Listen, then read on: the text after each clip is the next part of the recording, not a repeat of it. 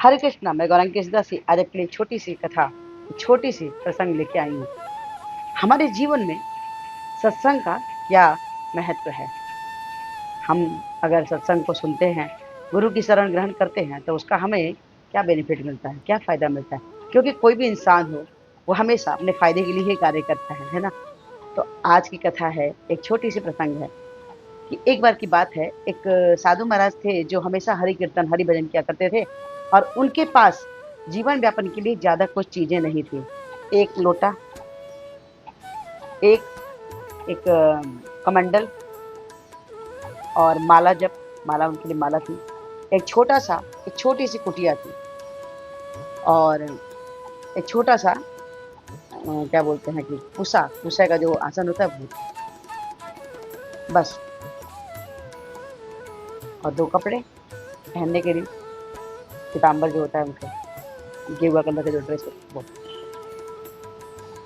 गुरुजी जो थे हमेशा अपनी कुटिया में नहीं रहते थे, हमेशा उनका अपना समय ज़्यादा से ज़्यादा सत्संग में बीतता था। वो गाँव वालों को ज्ञान की बातें बताया करते थे और जिससे कि वो हमेशा हमेशा ही लोगों को जीवन में उजाला, किसी की समस्या का समाधान, वो हमेशा साधु महाराज किया करते थे।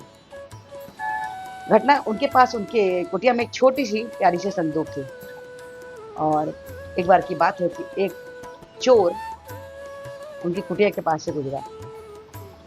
उसने देखा, वो इस सत्संग की आवाज़ को सुनकर आके वहाँ बैठ गया कि आखिर यहाँ हो क्या रहा है?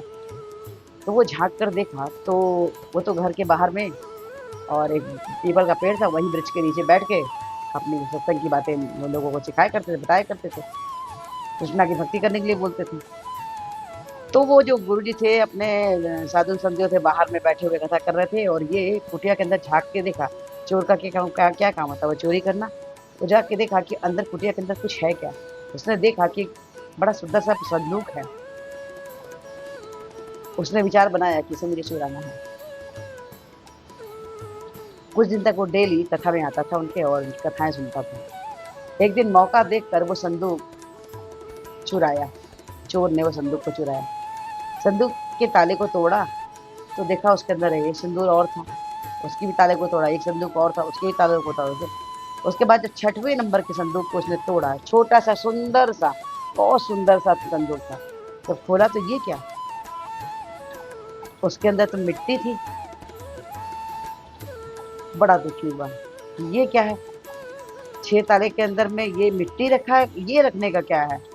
वो दुखी हो गया। तब तक साधु महाराज मंदिर कुटिया में अंदर आए, उन्होंने उसको देखा, बोला क्या बात है, तुम दुखी बहुत दिख रहे हो। उसने कहा हाँ, मैं दुखी तो हूँ। मैं इसलिए दुखी हूँ कि मैं एक तो इतने दिन से प्लानिंग करके मैंने इसको चोरी किया और 6 ताले के अंदर में इसको कौन रखता है, मिट्टी कौन रखता है? तो बोले मिट्टी मिट्टी क्या ताले के अंदर रखने की चीज़ है? तो उन्होंने बोला कि साधु महाराज ने कहा कि ये मिट्टी, ये रज जो है, ये बहुत कीमती है। इसके लिए तो देवता लोग भी लालायित होते हैं। ये वृंदावन की रज है, जहाँ कृष्णा ने अपने चरणों का यहाँ पे रज को वहाँ पे थे। उन्होंने इसी इसी रज पे उन्होंने क्रीड़ाएँ की, खेला उन्होंने। बरसाना, गोकुल, वृंदावन धाम, धाम का रज है ये, इसकी महिमा अपार है। उसे समझ में नहीं आया। बोले एक काम करो, ये रज का इतना महत्व है कि थोड़ा रस तुम भी ले जाओ, तुम्हारा जीवन भी बदल जाएगा।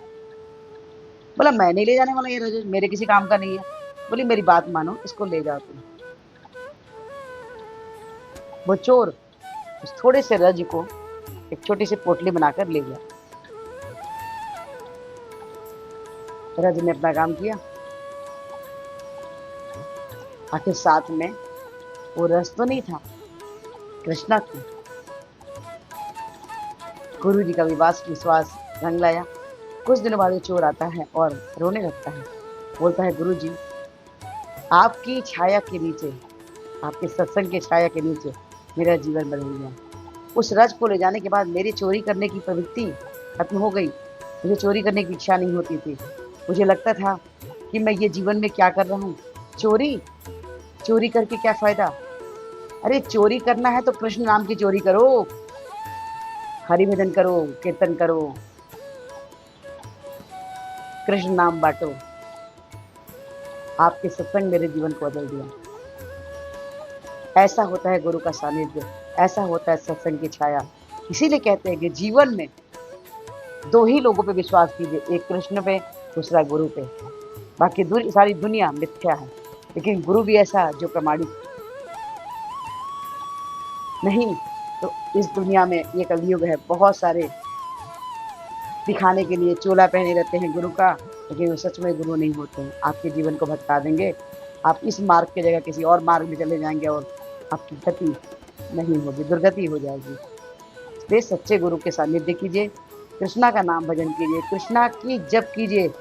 जप अपने आप में इतना पावरफुल होता है कि आपको कृष्ण ही आपके गुरु की व्यवस्था भी कर देंगे। ये छोटी सी कथा और बात आपको कैसी लगी? अच्छी लगी है तो प्लीज़ लाइक कीजिए, शेयर कीजिए, सब्सक्राइब कीजिए और इस वीडियो के साथ प्रार्थना है कि हमारे पूर्तिकार श्री प्रपात में हरे कृष्ण महान जितने बोले हैं, जितने प्रकार से हरे कृष्ण कृष्ण कृष्ण हरे हरे, हरे राम राम राम हरे हरे। तो हरे कृष्ण महामंत्र जपिए, कृष्णा के सबसे प्रिय बच्चे बने। प्लीज़ प्लीज़ प्लीज़ आज से एक मंत्र जप के चल कर दो, उससे 4 4 से 6 6 से 8 16 जैसे 16 माला कहते हैं कृष्णा की कृपा के पाप। प्लीज़ प्लीज़ प्लीज़ आज से माला जपिए और कृष्णा के कृपा के पाप लगे। हरे कृष्ण, राधे राधे।